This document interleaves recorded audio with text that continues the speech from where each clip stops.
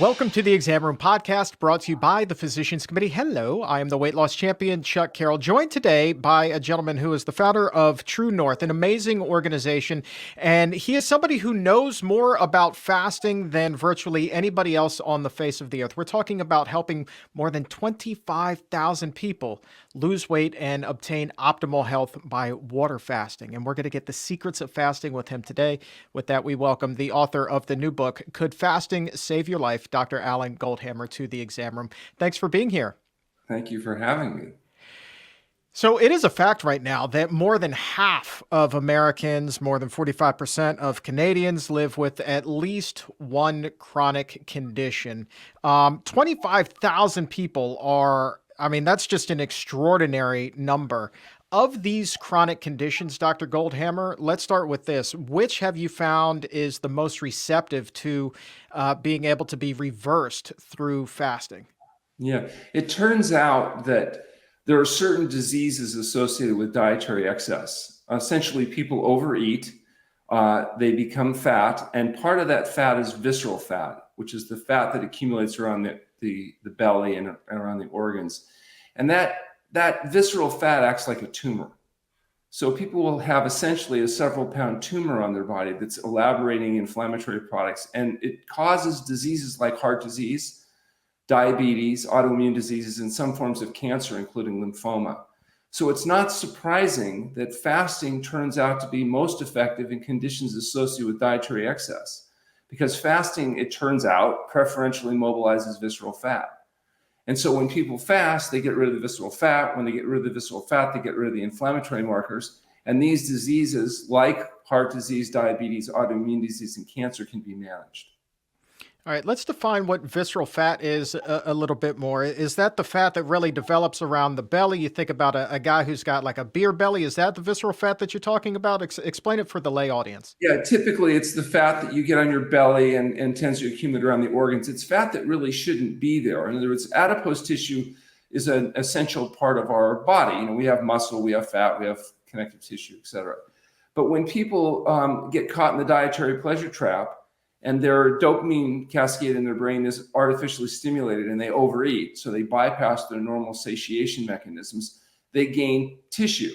Some of that tissue is normal adipose tissue, is subcutaneous fat, and some of it is visceral fat. The visceral fat, that fat around your belly, that fat around the organs, has different properties than normal adipose tissue.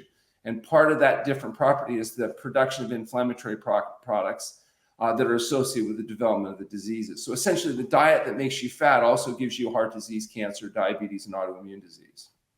So when we're talking then about the standard American diet, which is referred to so often on the show, we're really talking about pouring gasoline on a fire that's really already burning if somebody's been eating that for years.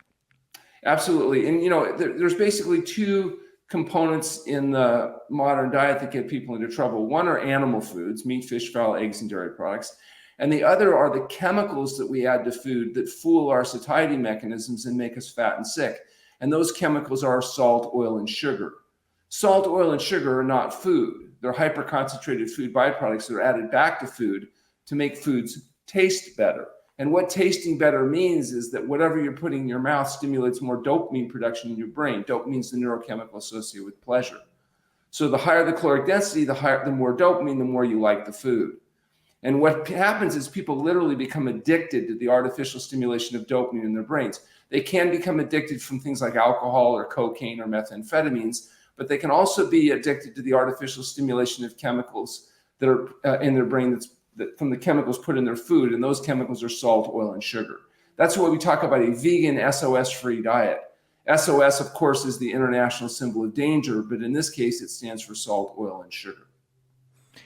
And I can only draw back to my own experience and conversations that I've had with so many others who were in the same position, and that is being a food addict. When I was 420 pounds, it really was. It was my Jones. I was able to quit smoking way easier than I never really picked up the alcohol habit.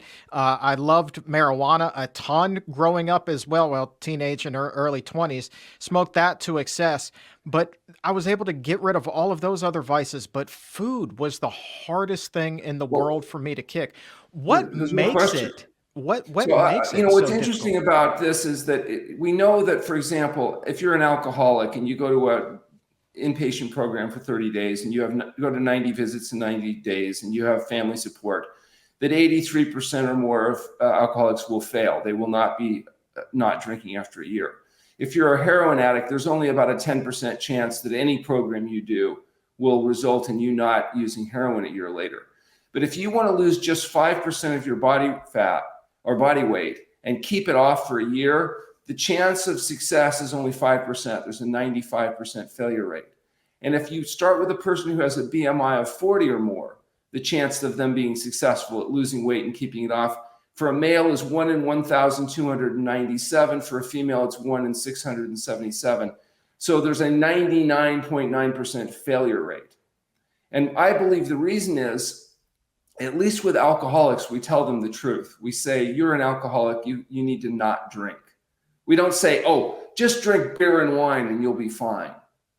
With people that are overweight, we lie to them. And instead of telling them the truth, which is they're addicted to the artificial stimulation of salt, oil, and sugar, and the answer is to not take the chemicals that fool your satiety mechanisms and make you fat, we tell them, well, just eat less, or put your food on a smaller plate, or cut your food into little bits and put your fork down between each bite, and then you won't be overweight anymore. Eat moderately. So we don't tell alcoholics to drink moderately. We shouldn't tell people struggling with weight that they're going to be successful without cleaning out the chemicals that fool their brain, because we know from the data it doesn't work. So let's talk about what happens then when a person goes through that detox and they're on this water fast. What physically happens inside the body after 7 days? How are they eliminating that addictive mind, so to speak? Yeah, there's a number of properties that happen with fasting. The first is, the physical experiences can be unpleasant. Your mouth can coat up and taste like something crawled in there and died. You can have low back pain and irritability, skin rashes, nausea, even vomiting. You can have orthostatic hypotension. Lots of different adverse symptoms come up as your body detoxifies, much like when you quit smoking, drinking, etc. But then, as the body reduces the toxic load, those symptoms begin to abate, and people actually get quite comfortable. One of the great things about fasting is that you go into ketosis, which has a hunger blunting mechanism. So after a couple or 3 days, most people really don't have any hunger. People that quit smoking, for example, during fasting, by the second or third day often have with physical withdrawal cravings that are residual. So although it can be an intense and miserable experience, it can also be very empowering. And then once people are free of their addictions, it makes it much more practical to begin making the major diet and lifestyle changes that are necessary. The problem is it's not a cure, it's a management strategy. You can't cure obesity. You can lose the weight and keep it off, but you have to keep eating well, exercising, and sleeping appropriately. You can normalize your blood pressure, but you can't cure hypertension. You can normalize the pressure and keep it down, but you still have to eat a healthy diet and lifestyle. And that's the main limiting factor. Fasting is useful at getting people well, but to stay well, you have to live healthfully, because health results from healthful living. And healthful living involves diet, sleep, and exercise. So regardless of how well you do fasting, you're still stuck in having to live healthy if you want to be healthy.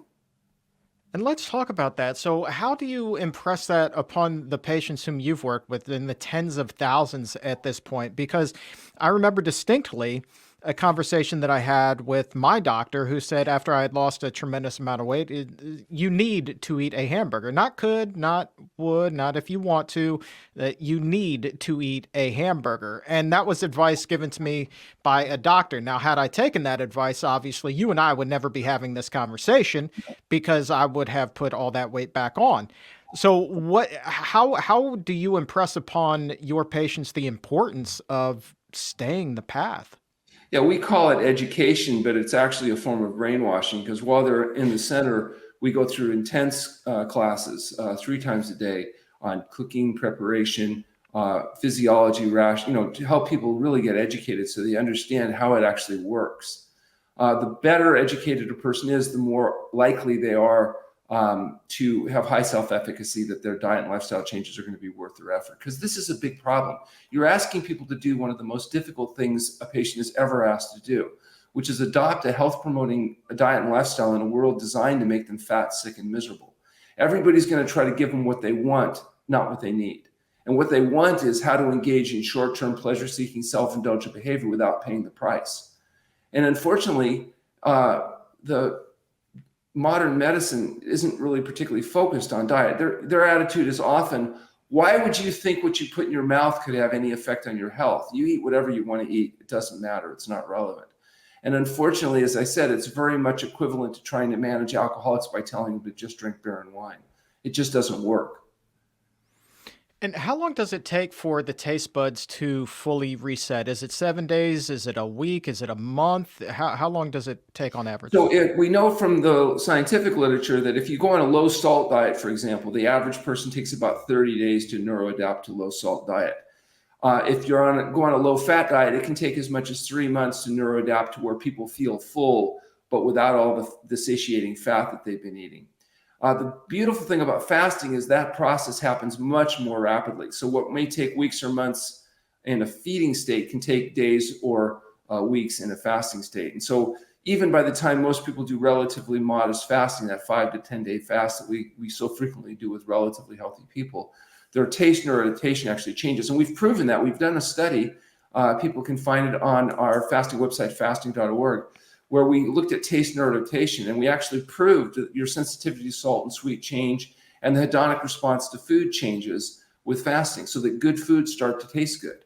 And that's one of the real benefits we have after fasting, is people are much more willing to eat the whole plant foods that they might previously have found disgusting, tasteless swill. Now their palate becomes less perverted and they're able to really enjoy it. Have you found anybody that's kind of traded, say, Burger King for a grapefruit addiction or anything like that? Well, the thing is that it's not that you're not capable of overeating on whole natural foods. It's just much more difficult because of the fiber, because of the lower caloric density and higher nutrient density. The tendency to overeat on whole natural foods is much different. It's the highly processed foods without the fiber, with the highly concentrated sugars, oils, and fats that make overeating not just possible, but inevitable. The only question to ask when you're eating quantities of these highly processed foods is, how fat are you going to get? How sick are you going to get? And how is a water fast different from, say, a juice cleanse or any one of these other 18 bajillion detox cleanses or programs that are on the market? So the intermittent fasting, the time restricted eating, the alternating fasting, there's many, many different programs. In fact, we review those in our new book, Can Fasting Save Your Life? And they all have utility, all can and be useful. They're all fasting mimicking attempts. They're attempting to approximate some of the effects of fasting. When fasting is actually indicated, there's nothing exactly like fasting. And so to the degree that the modified programs can be helpful, they're safer, they're gentler, they don't require the same level of monitoring that water-only fasting does. You know, long-term water-only fasting requires some basic components. First, you have to determine if a person's a good candidate for fasting. You do that by a review of medical history and physical examination. It's also necessary to do some baseline laboratory testing, some basic blood and urine testing to make sure that a person doesn't have anything that might be complicated by prolonged water fasting. And also to give you tools to monitor the fast so you can tell the difference between a good thing and a bad thing. The problem in fasting is often you get these acute symptoms. They talk about the healing crisis, where chronic problems become acute in the process of resolution. But you need to tell the difference between something that's a good thing but feels bad and the bad thing that needs to be dealt with. And the way we do that is medical history exam, laboratory testing, and appropriate monitoring. The other thing that happens with water fasting that's maybe different from some of these other programs, that rest is very important. If you are too active during water fasting, you can easily become dehydrated. And although you'll lose more weight, it won't be more fat. It'll be lean tissue. And so an important part of fasting is resting so that you're able to maximize fat mobilization and preferentially visceral fat mobilization, and that you preserve your lean tissue. Now, we've actually done a study, it's available on our site, where we actually used a DEXA scanner and analyzed in great detail exactly what happened to body composition during fasting. And just as an example, a male that lost 12% of their total body weight during 15 days of fasting, lost 20% of their total fat, but 55% of their visceral fat, and only 4% of lean tissue. And what's even more impressive, at 6 weeks follow-up, people have recovered their lean tissue and then some, so that the percentage of their body that's composed of lean tissue is actually higher than at baseline. But even though they're regaining weight, that is protein, fiber, glycogen, and water, the fat content continues to go down so long as people are willing to stick to a whole plant food SOS-free diet. And so that after 6 weeks, the percentage of body fat and visceral fat preferentially are lower, the lean tissue is recovered, people's palates are able to normalize so that good foods taste good. And many of these conditions, particularly hypertension and diabetes, autoimmune diseases, and cancers such as lymphoma, oftentimes respond dramatically. In fact, if you look at our research, you'll see that we have the largest effects that have ever been shown in treating high blood pressure in humans. One study we did, 174 consecutive patients all reduced their pressure enough to eliminate medication, with an average effect size of over 60 points in stage 3 hypertension, which is larger than anything else that's been published to date. So when the patients come in, do you suggest that they stop medication when they're doing the fast and you monitor them medically, or do you wean them off? How does that process work? Yeah, it depends on the patient and the medication. For most patients, they're going to be weaned off medications prior to initiating water-only fasting. Many people come in and eat for a few days or go on a modified fast while we wean their medications. And once they're stable off medications, we can do the water fasting. Some people work with our doctors remotely before they come in, so that by the time they come in, they're ready to initiate the water fasting process. But people need to understand that most people are medicated not for their disease, but for the diet that causes their disease. For example, high blood pressure patients are given medications because they're eating a diet that causes hypertension. The moment they change that diet, they will need to begin to modify their medication because their blood pressure is going to start dropping. In fact, sometimes that's the problem, is if you don't get them off their medications quickly enough, the toxic effect of medications can be very detrimental. And that's just with dietary change, even before we get into fasting. The leading cause of death and disability are caused by eating a diet that's based on animal food and high sodium, high fat, high sugar diets. When that changes, weight comes off, blood pressure normalizes, blood sugars normalize, inflammation goes down, pain becomes eliminated, and the need for medications is often dramatically reduced or eliminated. There's a theory out there that when it comes to weight loss, you really want to lose about maybe a pound a week or something like that. But the drops that you've been talking about are significant and they are rapid. Well, When we're talking about like rapid weight loss like this through fasting, what do we know in terms of long-term success rates?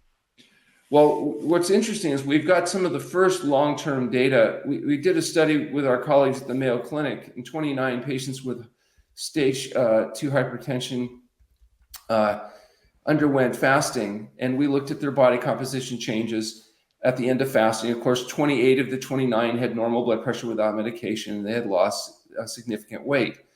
And then we brought them back at 6 weeks, and it turned out that all but one of the patients were able to maintain their weight loss and their blood pressure status at 6 weeks. But then we said, okay, what would happen at a year? And so the study ended, and these patients returned to free living.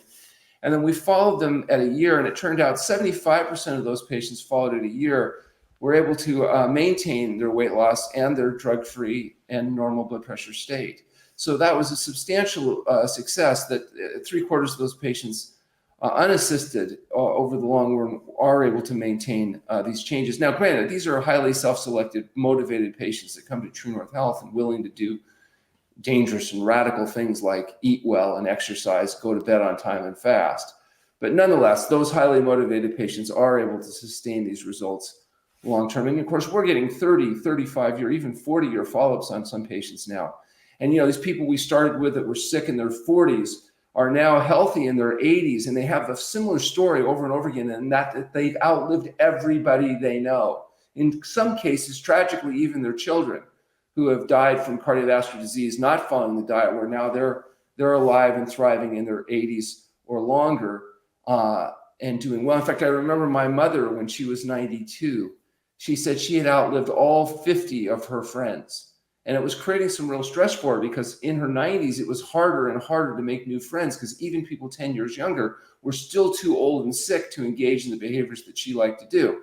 playing bridge and whatnot. And so she told me, she said, Alan, you must warn your patients that if they insist on doing this type of diet, they need to remember to make younger friends.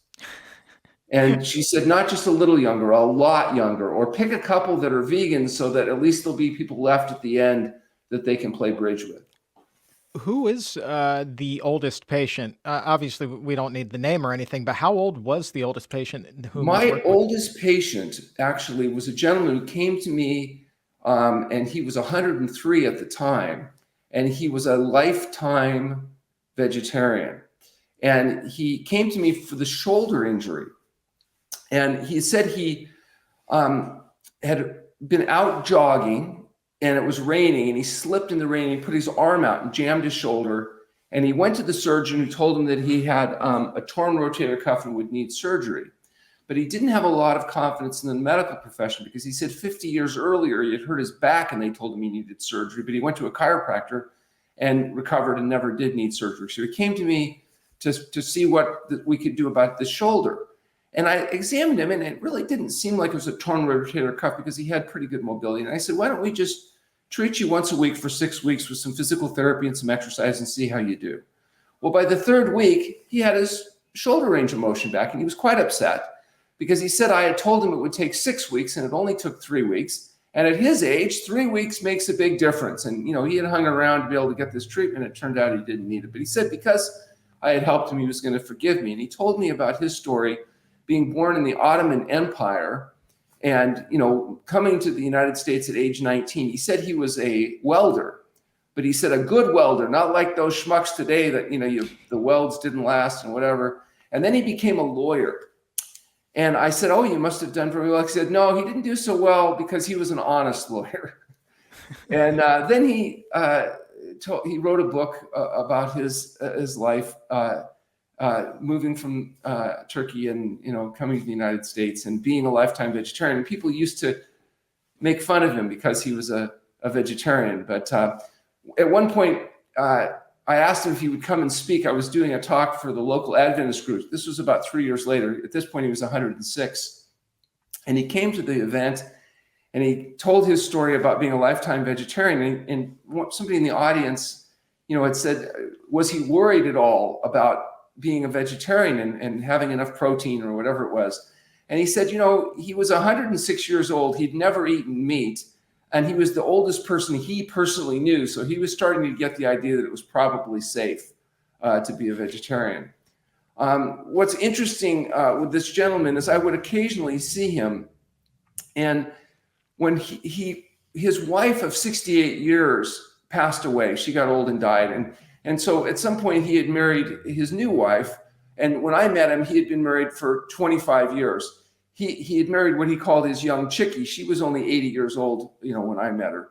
But in any case, one day when he was 108 years old and some change, he told his wife that he wasn't feeling well and that he was going to go to bed early. Normally he went to bed at 10 o'clock that night. He went to bed at 9 o'clock. And then he didn't wake up. And so his wife explained to me that he only suffered 1 hour of disability in his life, and that was between 9 p.m. and 10 p.m. on the night that he passed away. Now, she told me that when he married her, he was already 80 years old. And in order to convince her to marry him, he told her and promised her that he would give her 25 years of marriage to make it worth her while. And as it turned out, when he passed away, he'd only been married for 23 years. But she said that he had been such a good husband that she was going to forgive him for not keeping his word. And so he was my oldest patient. He died at 100, just short of 108 years old. Now, I have some other patients we're working with right now. We really hope they'll make it to 110, because I'd really like to have somebody make it to 110. But in any case, he did quite well, and he was a vegetarian his entire life. That is an amazing story. I'm assuming his parents were vegetarians as well. Like that's so ahead of the curve. That's so ahead of the curve. It was, but I asked him about that. I said, "Where is it? Moral, ethical, spiritual? Why had you chosen to be a vegetarian?" He said, "Moral, ethical, and spiritual." He says, "Where I came from, who could afford meat?" He said, "We had to walk to the center of town with a bucket to get water. Nobody could afford meat." And he said by the time he moved to the United States at 19, he was already in the habit of eating a plant-based diet. And so it really never occurred to him to indulge in, animal-based products. Unbelievable. Unbelievable. That man lived a remarkable life, Dr. Goldhamer. He That is certainly did. unbelievable. We have a lot of patients that have been, it's really quite inspiring, because we get some of the sickest people, but we also get people that are the most serious about adopting health promoting habits and lifestyle. It turns out, we've done a study recently where we looked at cardiometabolic risk factors associated with fasting. And as beneficial as fasting is in sick people, it turns out that the people that get the most magnitude of change proportionally may actually be healthy people, that the healthy people using fasting preventatively may get proportionally more benefit even than the sick people, who are, it seems so dramatic because they're overcoming their diabetes and hypertension, they're getting off their drugs. But when you look carefully at the biomarkers in healthy people, the magnitude of change, as I said, is proportionally even larger. Interesting, because there was another study out recently, not too terribly long ago, that showed that fasting actually increased the risk of cardiovascular disease. Are you familiar with this research? Well, so I actually was co-author on that study. It was done at the TrueNorth Health Center. And it's a little bit misleading because that study looked at inflammatory markers. It's published in Lancet preprints. It was looking at microbiome changes and cardiometabolic changes during fasting. And it's true, during fasting, acute phase reactive proteins, inflammatory markers go up. And they go up because that's how the body heals itself. So increased inflammation associated with increased healing. The problem is with chronic inflammation leading to disease. So during fasting, markers go up. But then if you look at those same patients 6 weeks after fasting, not only do they normalize, but they actually go lower than they were pre-fasting. And so it's the same thing with HOMO-IR, a measure of insulin resistance. Initially, during fasting, insulin resistance goes up during fasting.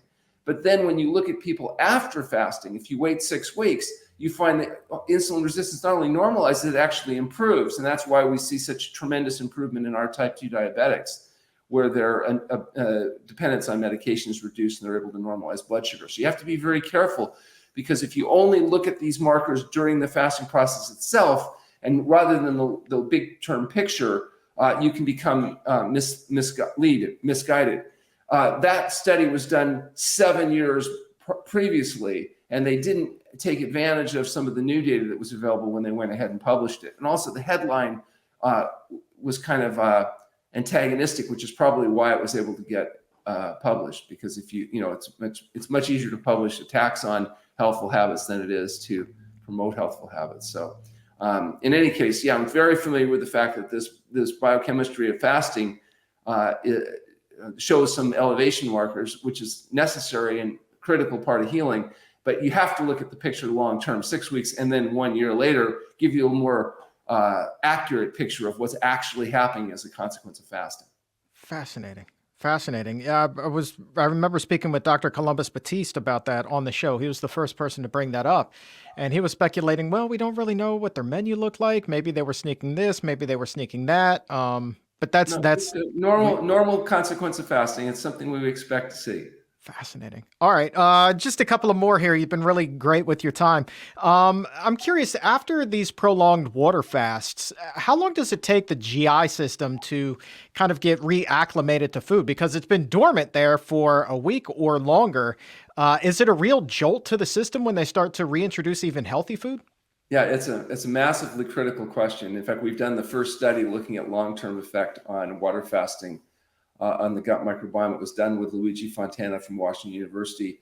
The data from that hasn't been published yet, but what I can tell you is this: when you go on a water fast, there's a huge die-off of the 1,000 strain of organisms that live in the gut. And then you have to have careful refeeding with a good prebiotic diet, that is a high soluble fiber diet, to regrow the population that you want to have living in your gut, which is the 1,000 strain of organisms associated with plant eaters, not the organisms that live in meat eaters, which are associated with the production of TMA, which becomes trimethylamine oxidase and increases your risk for cardiovascular disease and cancer. And so fasting is a great way. It's like rebooting the hard drive in a computer that's become corrupted. You know how your computer can sometimes get corrupted and you shut the thing off and you don't know why, but when you turn it back on, it works again. Well, that's exactly what seems to be going as an analogy in human beings with fasting. You go on a fast, everything dies off, and then it's critical that half the length of the fast refeeding be done in a controlled and progressive manner. Too rapid a refeeding after fasting, particularly long-term fasting, can be dangerous or even fatal, because there's a condition called refeeding syndrome that was, recognized during the Second World War, where people that had been starved for long periods of time and then refed too rapidly would get really sick. You can get post-fasting edema. You can have all kinds of difficult problems with electrolytes and a whole refeeding syndrome complex. We've been doing this for 40 years. We've had 25,000 people undergo fasting from 5 to 40 days.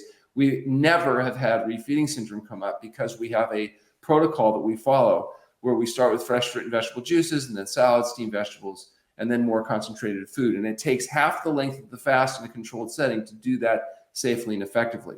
The mistake that patients make when they're not getting the benefits of fasting in a controlled setting is sometimes they're too active and can become dehydrated, or they are too rapidly refeed afterwards and can get really sick. That doesn't happen when fasting is done according to protocol. And last question, what about for a condition like SIBO, which is primarily dietarily driven? Is Yes. fasting something that somebody who's been suffering from SIBO might want to look into? Yeah, it turns out that a large number of these, SIBO is one of them. Interestingly enough, one of the treatment that's been used is human fecal transplantation. In other words, trying to get the normal flora back. The most effective way we've come across that helps repopulate normal gut microbiome in humans is to water-only fast for a sufficient period of time and then refeed properly. And it works fabulously well with chronic candidiasis, with SIBO infections, people that have been diagnosed with all kinds of gut microbial imbalances. These conditions often respond exceptionally well. Some can be very challenging, and some can take either a very long fast or sometimes multiple shorter fasts to get things right.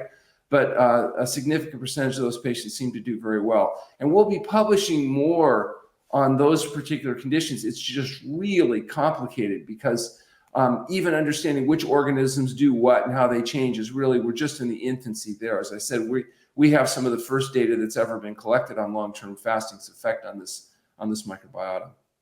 Well, I would love to keep tabs on that. That sounds absolutely riveting. I love the fact that you're in it in the infancy and can help get this data out there and keep that ball rolling. Definitely need more research in that area, but I'm really also looking forward to this book. It's going to be coming out June 25th. You can pre-order your copy now. Can fasting save your life? And something that I didn't know until right before we started the interview here today is that people can actually call you if they're interested in working with you and get a free phone consultation. Is that correct? Yeah, actually, I offer a service. If people go to our website at TrueNorthHealth.com and complete the registration forms, I'll review their medical history and I'll give them a call at no cost to help them determine, is this something that they might want to consider, and try to refer them, whether it's to our center or another center that may be closer to them. Or also, we have doctors I can match them through our telemedicine practice that service patients all over the world. These doctors can help work with them if they want to do something remotely in conjunction with their own local doctor. Or, as I said, we have a 79-bed facility, the TrueNorth Health Center, which specializes in medically supervised water-only fasting. Outstanding. And also you can log on to fasting.org and learn more there as well. And there's a link to pick up your copy, pre-order it in the episode notes or in the show description. Can fasting save your life? Dr. Alan Goldhamer, thank you so very much for your time. It's my pleasure.